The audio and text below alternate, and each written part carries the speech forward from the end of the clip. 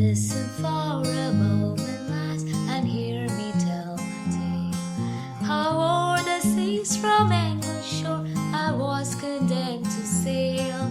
The jury found me guilty, sir, and said the judge, said he, for life, Jim Jones, I sentence you across the stormy sea. Thanks for joining us on Newcastle Family History Society podcasts. The Newcastle Family History Society, located on Awabakal land in Newcastle, New South Wales, Australia, provides support for those interested in family history. Mel Woodford continues her series about the convict women who were sent to Newcastle and the Hunter Valley. In this episode, Mel recounts the life of Ann Corbett, transported to New South Wales at the age of 22. Her descendants still reside in the Hunter. Many years ago, a grandmother told her grandson about how she was sometimes taken to visit a grave in Old Wallsend Cemetery as a child by her own grandmother. The grave was that of Ann Butt, who died in 1875. Old Wallsend Cemetery is now a park, and the headstones are long gone, so nothing marks the place of Ann's burial in October 1875. Her husband, Matthew, died some 16 years later and is also interred there. Children now play above their unmarked graves.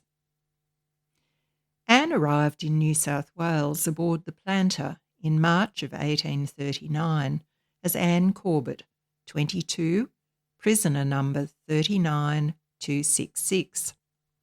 She had been arrested and tried at Surrey Quarter Sessions on the 9th of July 1838 for larceny, stealing cloth.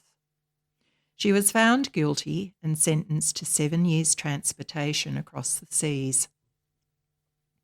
Anne was born to Thomas and Mary Ann Corbett on the 30th of May and baptised at St Marylebone Church in London on the 27th of July 1817.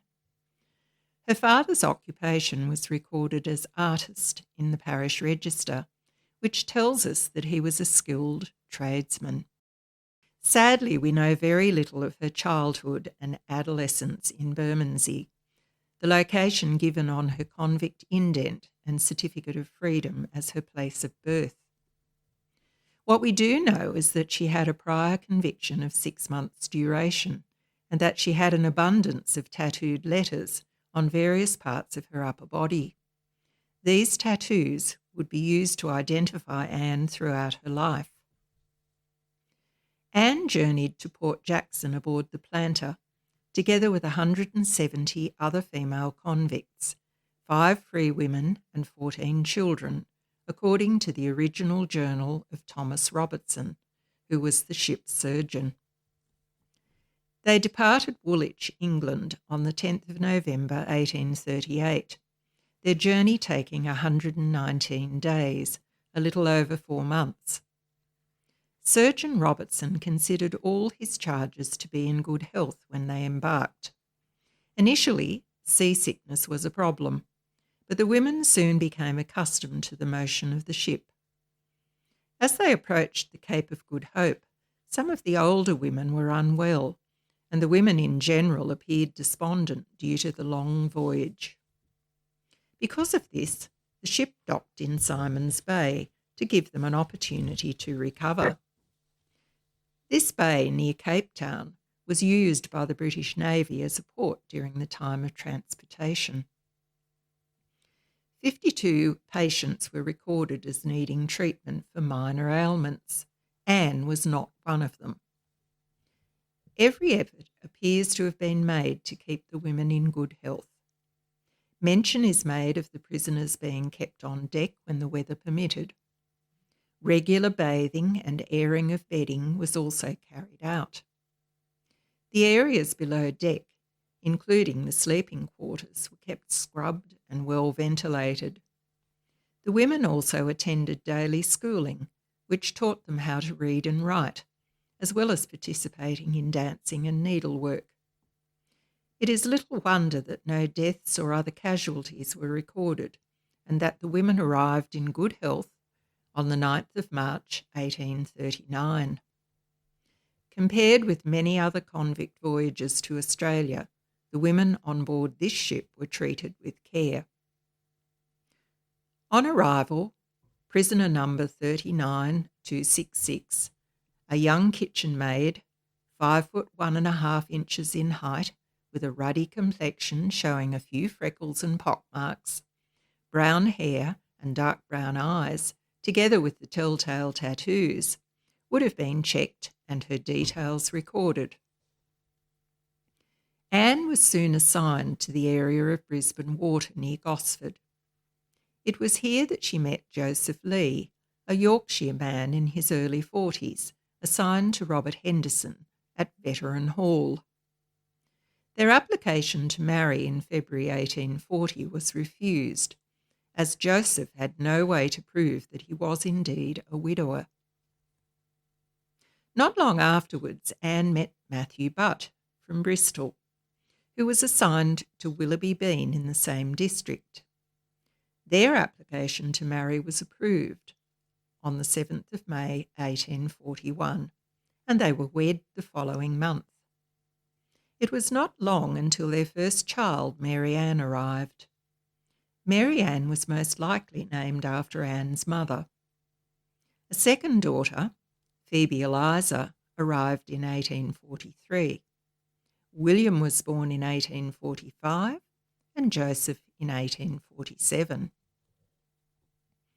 All the while, Matthew worked as a labourer and sawyer around the Gosford district. Timber was a booming industry, with cedar and forest oak in abundance. By now, both Anne and Matthew had received their certificates of freedom, and they were no longer bound by the system of assigned labour. The sawyers followed the felling of the trees, living in tents or makeshift huts, away from their families. So Matthew would have been absent for long periods of time, while Anne raised their young family. Life in the 1840s was tough due to a severe economic depression in Australia. By 1852, the family had moved to Minmi.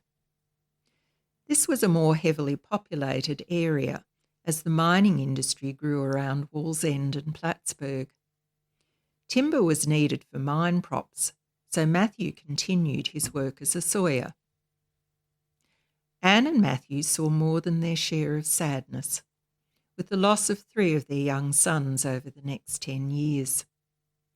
James, born 1850, died as a toddler in 1852.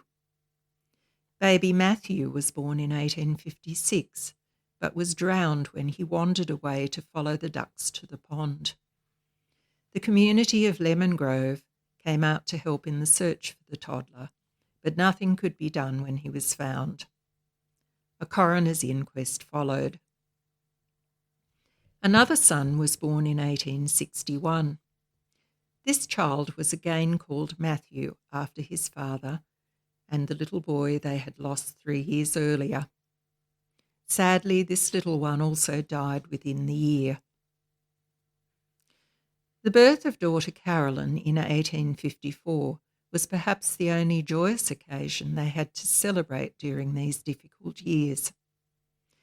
Carolyn went on to marry James Richmond at the age of 18 and gave birth to 10 children over the next 20 years, 5 sons and 5 daughters. Their first daughter was named Anne Isabella, after both her grandmothers. After the death of little Matthew in late 1861, Anne and Matthew had no more children of their own. They were now grandparents, as their first child, Mary Ann, had married William Collins at the age of 16 and soon began her own family living in the same area as her parents. Mary Ann and William Collins went on to have 7 children, all of whom survived. Sadly, Ann Butt, née Corbett, died at an early age of 58 at her home in Plattsburgh. A notice in the paper invited family and friends to follow Anne's coffin from the house to Wallsend Cemetery on Sunday the 17th of October, 1875. Her husband, Matthew, lived well into his 70s and was laid to rest in Wallsend Cemetery in August 1891. Anne kept a family Bible where she entered the names of all her children, lovingly recording their dates of birth and the dates of death for the 3 little boys who died early. This Bible has been handed down through the family to one of Anne's great-granddaughters through Phoebe Eliza, who married Robert Downey from Kilsyth in Scotland. A young lass from South London travelled to the other side of the world to become the matriarch of a large extended family in the Newcastle area. Many of Anne's descendants still call themselves Novocastrians. Thanks, Mel, for giving us a glimpse of the life of Ann Corbett. Her transition from convict to free settler to mother and grandmother is typical of many of the women who found themselves transported to New South Wales in the 1800s. We look forward to hearing more of the lives of convict women in upcoming episodes. And if you'd like to join us, make sure you follow us on your chosen podcast service. Thanks for listening to Newcastle Family History Society podcasts.